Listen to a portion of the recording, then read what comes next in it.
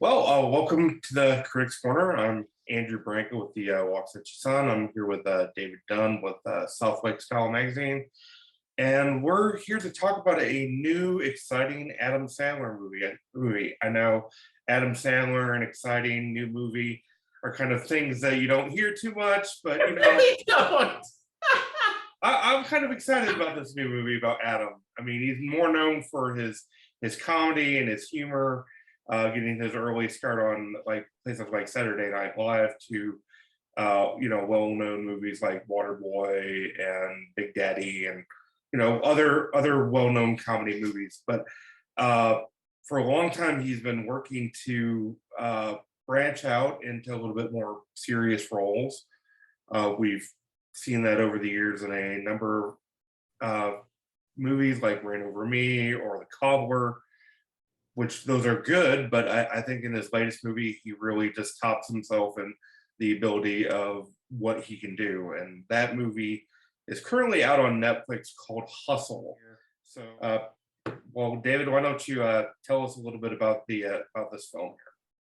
Yes, sir. So, Hustle follows the story of Stanley Sugarman, which is as sporty as a name as I will ever hear on a sports drama ever. Played here by Adam Sandler. He is a scout for the 76ers. He's promised a job at coaching for the 76ers, but only under the condition that he can find their missing piece, right? You know, the star player that's really going to set them over the edge.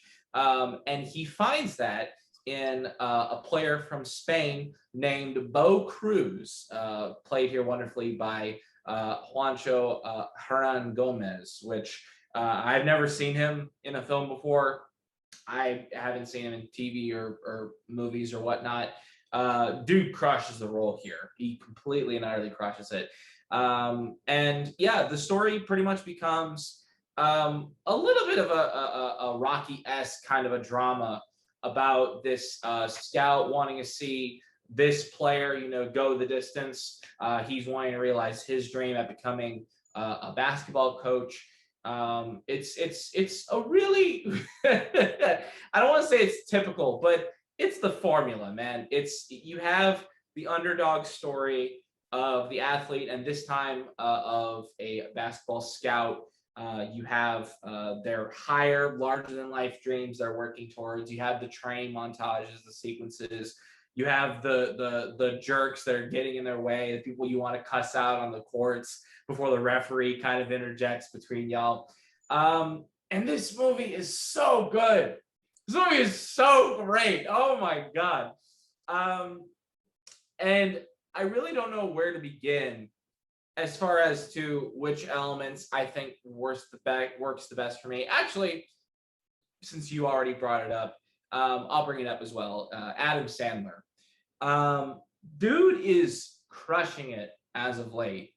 And I'm so happy for that, because there was once upon a time on this show where we railed against him like mercilessly for these really stupid projects that he picks, whether it's Grown Ups, whether it's Jack and Jill, whether it's that one really awful Halloween movie you had us watch a couple years back. What was that even called? I don't even remember. Hubie Halloween.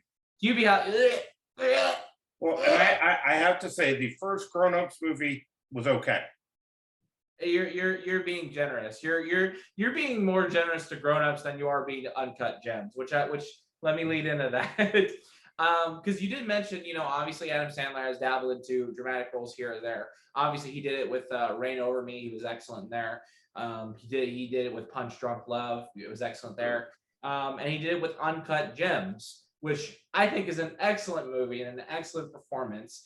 You are obviously wrong in disagreeing with me, but that's fine. We need one of us to be wrong on this channel. You can have lousy taste in movies. I'll let you be wrong. You've been wrong about a lot. Come on, dude. He's like this smugglish, jeweler dealer who sinks himself in the hole of being addicted to gambling. Like, I don't go outside of his wheelhouse. I don't like the movie. There's a lot of reasons why I don't like the movie. Well, let's not talk about that. That's a Yeah, whole other we'll focus on conversation. hustle. We'll focus on hustle. But what the point I was getting at was these are very different dramatic roles for Adam Sandler, and I really love seeing him tapping into this. In this movie, he's not a coach technically throughout the movie, but he kind of is. He services as the coach slash father figure role for this nobody player. And he wants to see him succeed, not just for his own benefit, but for his own personal benefit as well. I thought Adam Sandler was great in this movie, man. And his chemistry with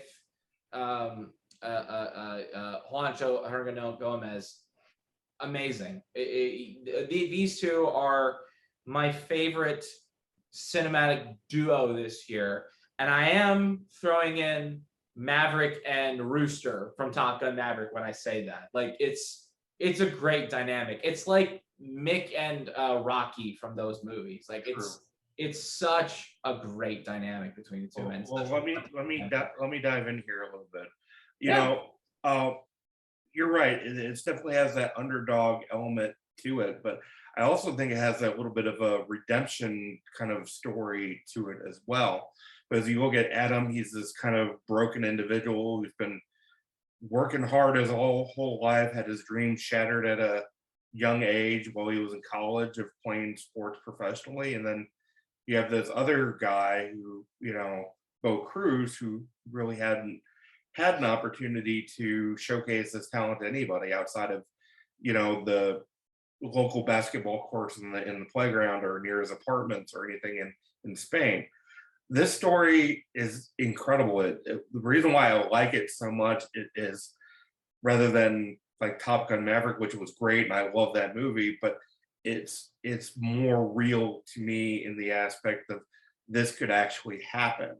I mean, it has that Hoosier-esque kind of feeling to it. It's definitely Adam Sandler's love letter to basketball. I mean, you look at him personally, you see stories about him in the game of basketball or about him playing a pickup game of basketball with a bunch of different celebrities. Or I think I don't know if this is true, but I think I read he played a game of hoops up at the Supreme Court one time because they have what's dubbed, and this is true, it's called the highest court in the land at the U.S. Supreme Court. There's actually a basketball court there. I believe I did read that, but I mean, he has this love affair with basketball, and that's always been a thing. And you can see that passion and that love and that drive and that interest in the game in this role. And I can relate to Sugarman, you know, his character Stanley Sugarman, because well, maybe not in sports, but with like writing or with just different interests that I have, is that same kind of passion that drives people to want to do bigger and better things in their lives. And he was great. He was very realistic. The chemistry between Sandler and I can't pronounce his name. Juancho Hernandez Gomez. Him was excellent on screen. Just the comedy between them, it wasn't overpowering, but it was enough to kind of soften some of the most heavier moments. I mean, one of the scenes that stuck out to me is their training, and he's teaching him not how to be intimidated by other players on the court. So he's making fun of his mom, you know, he's calling her different names and different things like that, you know, things we can't mention on here, but it's very hilarious. And how he's kind of getting under his skin just to kind of toughen him up as a player. And it, like you said, it also does have that Rocky kind of mentality to it. I mean, even references Rocky in the movie. I mean, you know, it's great. yeah, with the whole running sequence. Oh man, there's so many great things in this movie, man. And I think, and you hit the money on the head. You know,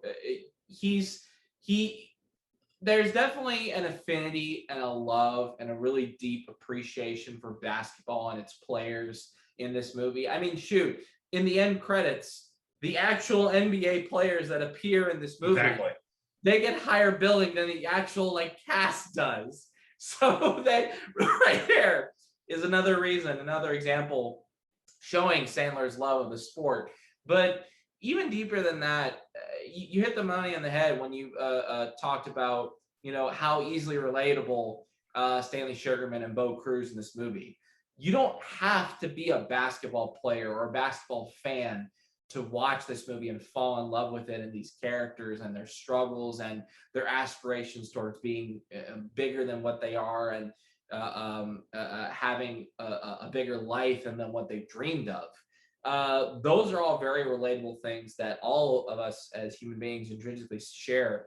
And the way they just organically translated that into this really moving, heartfelt, entertaining, funny, and emotionally honest underdog story. I'm endlessly amazed with this movie, man. I'm amazed this came from Happy Madison. How is this the same studio that gave us Jack and Jill? How? And Little Nicky, and all these other iconically funny. I mean, Happy Gilmore is from Happy Madison Productions. I mean, come on. I mean, apart from Sandler, I mean, I have to give props to Queen Latifah in the movie. I haven't seen her in a long time in a movie, but she was great as Teresa Sugarman in this movie. Her supporting role was great. She really kind of added to what was missing there, and I thought that was great. But the other guy that who's really known for just being kind of a jerk on camera is Ben Foster. Every movie I've seen him, he's just kind of this horrible man. I mean, Hell or High Water, 310 to Yuma, Leave No Trace, The Messenger. I mean, this guy is he plays a real nasty kind of character to begin with, and this is true in Hustle. He does it well. He's a smug little snake. He gets under your skin, he ticks you off, and you want to wring him like a towel in this movie. You know who he is in this movie.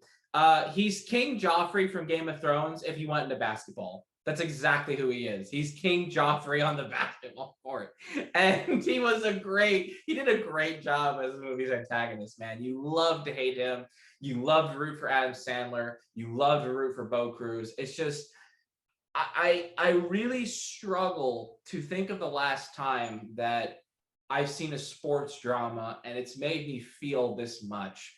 Because most of the time, most sports dramas are so similar to each other, right? You have the traditional, rags to riches story, the underdog, climbing the ranks and all that.